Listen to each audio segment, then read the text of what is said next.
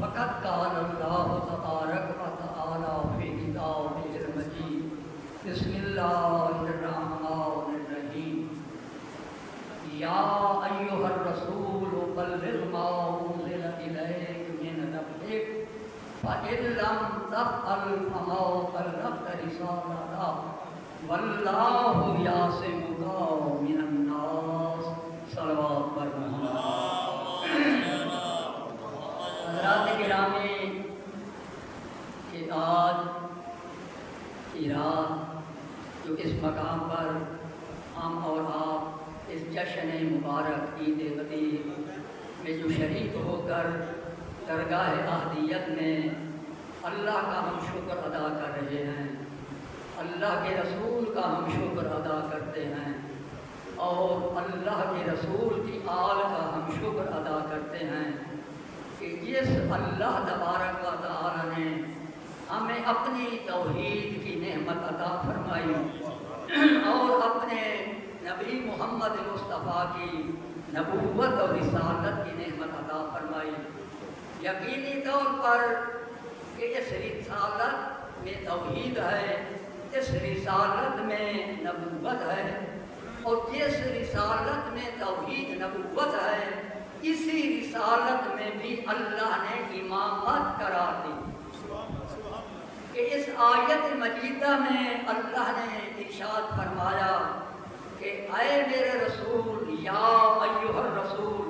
بلغ ما انزل الیک من ربک، کہ آپ اس بات کو پہنچا دے کہ جو بات تمہارے رب کی طرف سے تمہاری طرف نازل ہو چکی ہے، بلغ ما انزل، جو تمہاری طرف نازل ہو چکا ہے حکم، اس حکم کو تم آگے پہنچا دو۔ جس طرح اللہ کے نبی نے باقی احکام کو پہنچایا اور اللہ کی طرف سے تمام احکام اللہ کی طرف سے جتنے نازل ہوئے وہ اللہ کے احکام بن گئے، اور جو جب پیغمبر پر نازل ہوئے تو وہ پیغمبر کی شریعت بن گئی یا پیغمبر کی رسالت بن گئی۔ تو اس لیے احکام اسلام کا نام دین اسلام بھی ہے اور احکام دین اسلام کا نام رسالت ہے، اور اس رسالت کو اصطلاحی شریعت میں شریعت محمد مصطفیٰ ہے۔ اس لیے ہم کہتے ہیں کہ ہم شریعت اسلام پر جو عمل کر رہے ہیں ہم اس شریعت پر عمل کرتے ہیں کہ جس شریعت کو اللہ نے محمد پر نازل کیا، اور اس شریعت کو اللہ نے جو نازل کیا پیغمبر کو حکم دیا کہ اس شریعت میں تبدیلی نہیں آنے دینی، شرع لکم من الدین، کہ اس دین کے راستے اور شریعت کو قائم رکھنا۔ دوسری آیت ہے کہ ان اقیموا الدین ولا تتفرقوا، کہ اے میرا رسول کہ جو شریعت احکام میں نے تیری طرف نازل کیے ہیں ان میں اختلاف نہ آنے دینا اور کسی کو بھی اختیار نہ دینا کہ یہ اس میں اختلاف کریں۔ اس لیے اللہ نے اپنی طرف سے کسی کو اختیار نہیں دیا کہ اس دین میں کوئی امر اپنی طرف سے نافذ کرے۔ اگر کوئی امر نافذ کرنے والا ہے تو فقط محمد مصطفیٰ ہے، اور محمد مصطفیٰ کے حکم کے نافذ ہونے پر اللہ نے اس حکم کو شریعت قرار دیا۔ تو میں بات کو سمیٹ کر آپ کی خدمت میں پیش کروں، صلوات پڑھوں۔ اس لیے کہ اس دین اسلام میں جو اللہ تبارک و تعالی کی طرف سے یہ حکم علی بن ابی طالب کی امامت کا آیا، علی بن ابی طالب کی ولایت کا آیا، اور علی کی خلافت کا جو یہ حکم مقام غدیر پر اللہ نے اس آیت کی صورت میں نازل کیا تھا، تو اللہ نے اس پیغمبر کی رسالت قرار دی، کیونکہ اس اگلی آیت میں اللہ فرما رہا ہے کہ اگر تو نے یہ نہ پہنچایا اور تو نے یہ کام نہ کیا تو گویا کہ میری رسالت کا کوئی کام تو کیا ہی نہیں۔ تو جب اللہ نے علی کی امامت ولایت کے حکم کو رسالت کا جز قرار دیا ہے، تو اگر کوئی علی کی ولایت کا انکار کرے گا تو فقط اس نے علی کی ولایت کا انکار نہیں کیا بلکہ اس نے محمد کی رسالت کا انکار کیا۔ اور یہ حکم علی کی ولایت کا ایک طرف اور پوری رسول کی رسالت ایک طرف، کہ اگر یہ حکم محمد نہ پہنچائے تو اللہ فرماتا ہے کہ تو نے میری رسالت پہنچائی ہی نہیں ہے۔ تو معلوم ہوا کہ علی کی رسالت کا یہ حکم آیا تھا، اس حکم سے محمد کی رسالت کی تکمیل ہو گئی۔ اگر محمد کی رسالت کی تکمیل نہیں ہوتی تو اللہ کے دین کی تکمیل نہیں ہوتی۔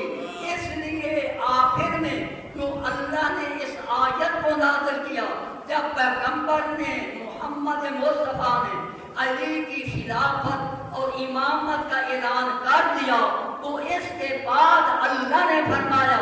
الیوم اکملت لکم دینکم واتممت علیکم نعمتی ورضیت لکم الاسلام دینا، کہ آج میں نے دین کو کامل کر دیا اور تمام اپنی نعمتوں کو پورا کر دیا۔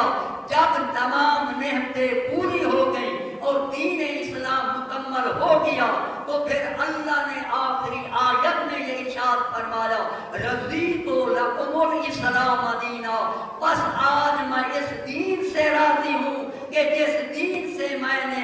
علی کی امامت کو کامل کیا۔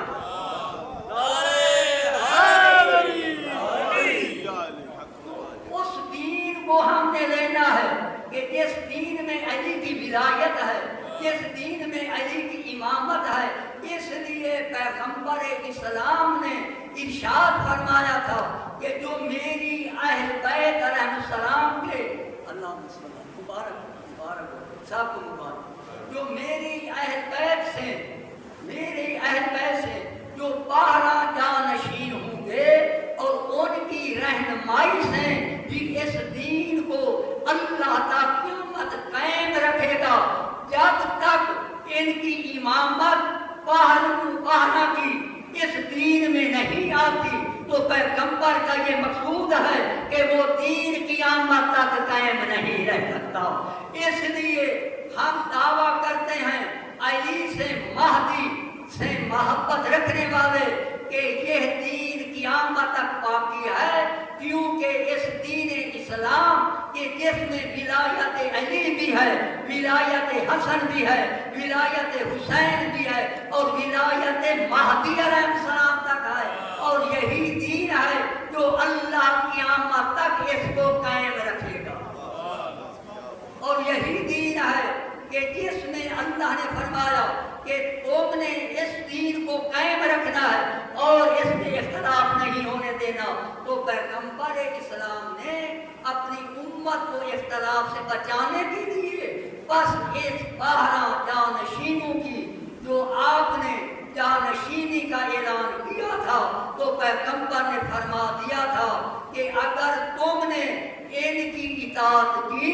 تو کبھی تم میں اختلاف نہیں ہوگا، اگر تم نے ان کی اطاعت نہ کی تو یقینی طور پر اختلاف ہو جائے گا۔ ادھر اللہ نے آیت سے فرمایا، ادھر محمد نے حدیث سے فرمایا۔ اللہ نے ان حکیم الدین سے یہ فرما دیا اور پیغمبر نے اس آیت سے فرما دیا۔ یہ زید بن ارقم راوی ہے اور یہ فرماتے ہیں تقریباً 145 حدیث کا یہ رواج راوی بیان کرتا ہے، اور تبری نے 75 حدیثوں کو بیان کیا ہے، راویوں کو بیان کیا ہے، اور بعد نے 150 حدیثوں کو لا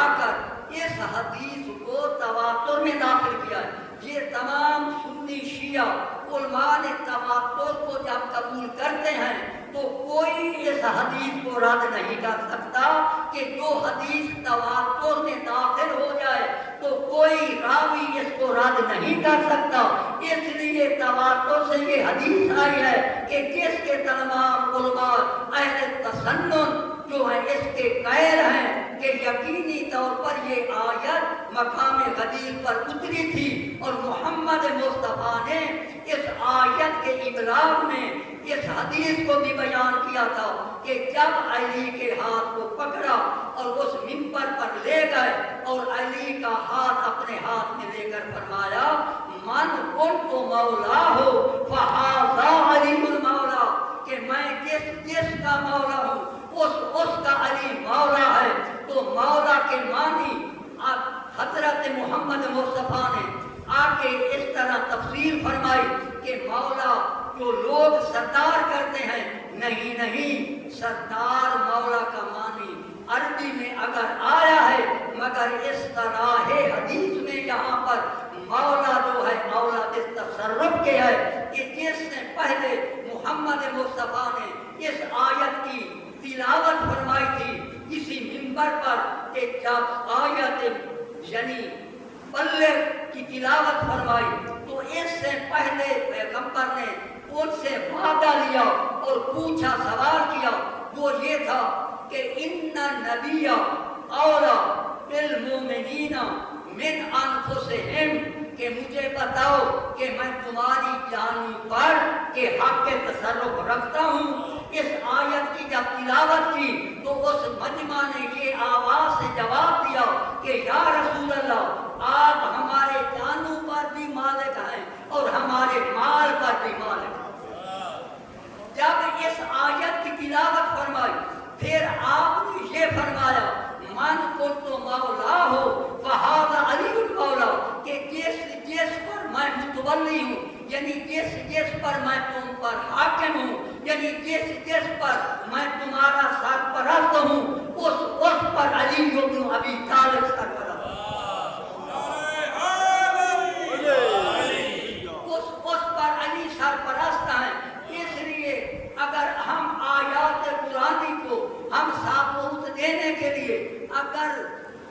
ان کو بیان کریں تو کون سی آیت اس جواب میں ہم پیش کر سکتے ہیں؟ اگر آیت ولایت کو دیکھیں کہ انما ولیکم اللہ ورسولہ والذین آمنوا الذین یقیمون الصلاۃ ویؤتون الزکاۃ وہم راکعون، تو میں اتنا مختصر عرض کرتا ہوں کہ جو حالت رکوع میں زکات دینے والے ہیں علی بن ابی طالب کے علاوہ اگر کوئی بندہ ہے تو پھر تو ولایت میں داخل ہو سکتا ہے، اگر علی کے بغیر کوئی نہیں تو پھر علی کے بغیر ولی بھی کوئی. بس میرے بھائیوں، میں آخری جملہ اس عید غدیر کا پیش کروں کہ جب پیغمبر اسلام اس مقام پر بیان کر چکے اور آپ نے لکھا ہے کہ مدینے سے 90,000 مجمع پیغمبر کے ساتھ حج کے لیے روانہ ہوا اور علی علیہ السلام کو فرمایا کہ آپ یمن چلے جائیں اور یمن سے جتنے مسلمان ہیں ان کو حج کے لیے مکہ پہنچے، اور ساتھ ہی یہ تاریخ میں رقم ہے آپ نے یہ فرمایا اے علی جب آپ مکہ میں آئیں گے تو تیری قربانی اور میری قربانی ایک ہوگی. اب مینا والوں سے پوچھو کہ ہر شخص علیحدہ قربانی کرتا ہے مگر پیغمبر اسلام نے جو حکم دیا ہے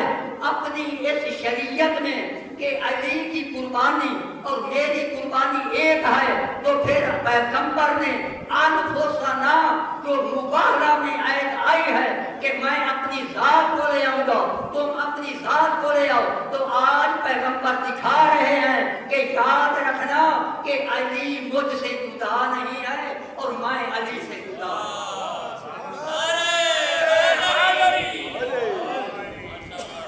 بس جشن آپ کو مبارک ہو، خداوند عالم آپ کے گھر پر فضل اور رحمت نازل فرمائے. یقینی طور پر کہ اللہ نے فرما دیا کہ یَرَى اللَّهُ أَعْمَالَكُمْ وَرَسُولُهُ وَالْمُؤْمِنُونَ کہ اللہ فرماتا ہے میں بھی تمہارے اعمال کو دیکھ رہا ہوں، میرا رسول بھی۔ المومنون سے مراد اہل بیت محمد ہیں کہ آل محمد بھی تمہارے اعمال کو دیکھ رہے ہیں۔ آج علی بن ابی طالب دیکھ رہے ہیں، آج جناب فاطمہ الزہرا دیکھ رہے ہیں، آل محمد دیکھ رہے ہیں کہ کون ہیں کہ علی بن ابی طالب کی خوشی میں کون جشن منا رہے ہیں، کون ذکر کر رہے ہیں۔ خدا کی ذات گواہ ہے کہ اللہ نے علی کی محبت رکھنے والوں کے مقام کو بھی دکھا دیا اور علی کے ساتھ دشمنی رکھنے والوں کے مقام کو بھی دکھا دیا کہ جب یہ فکرہ آ گیا ہے آپ کی محبت میں، اگر اجازت ہو تو میں کہ جب یہ قافلہ واپس مدینے آیا اور یہ خبر علی کی ولایت کی اور خلافت کی تمام شہروں میں پھیلنے لگی، تو اس وقت حارث بن نعمان فہری کے کانوں میں جب یہ خبر پہنچی تو یہ اونٹنی پر سوار ہو کر، اونٹ یا اونٹنی پر سوار ہو کر مدینے آتا ہے اور لکھا ہے کہ اب بھی پیغمبر اسلام موجود تھے، سامنے بیٹھ تشریف فرما تھے، اس نے اونٹنی کو وہاں باندھ دیا یا کھڑا کر دیا اور مقام ابتا سے چلتا ہوا پیغمبر کی خدمت میں پہنچا۔ اس نے یہ کیا کہا؟ یہ کہتا ہے کہ اے اللہ کے رسول کہ آپ نے ہمیں نماز کا حکم سنایا، ہم نے نماز پڑھی، زکوٰۃ کا حکم سنایا، ہم نے زکوٰۃ ادا کی، حج کا حکم سنایا، ہم نے تمام احکام کو ساری جان دیا، مگر آپ نے جو اپنے چچا سال بیٹے علی بن ابی طالب کی خلافت کا جو اعلان کیا ہے، یہ آپ مجھے بتائیں کہ یہ اللہ کی طرف سے ہے یا آپ نے یہ حکم سنایا؟ تو پیغمبر کیا فرماتے ہیں کہ مجھے قسم ہے اس ذات الہی کی کہ جس کی قدرت میں میری جان ہے کہ یہ اللہ کی طرف سے حکم آیا ہے اور میں نے اس حکم کو تم تک پہنچایا۔ اب اس نے آگ بگولا ہوا، علی کی دشمنی برداشت نہ ہو سکی، یہ فوراً اٹھا اور کہتا ہے کہ اگر یہ اللہ کی طرف سے یہ حکم آیا ہے تو میری اللہ کی طرف سے مجھ پر پتھر نازل ہو۔ یہ تمام مورخین نے لکھا ہے، سنیے نے لکھا، طبری نے لکھا، زید بن ارقم کنز العمال انہوں نے یہ لکھا کہ ابھی یہ اونٹنی تک نہ پہنچا تھا کہ آسمان سے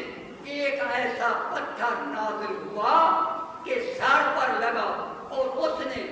اس جسم کے دو حصے برابر کیے اور مقام مقعد سے نکل کر وہ پتھر زمین سے گرا۔ اگر یہ پتھر نکلا تھا، اگر آیت نازل نہ ہوتی تو لوگ کہتے کہ آیت تو ہے نہیں، یہ تم نے بنایا ہے۔ اب آیت اللہ نے اس وقت نازل فرمائی کہ سارا سیل تے عذاب واقع،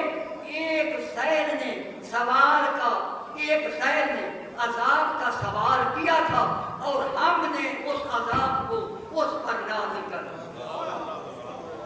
یہ علی کی دشمنی میں کوئی بات آسان نہیں ہے۔ اللہ علی کے دشمن پر ایسے ہی پتھر کو نازل کر دے۔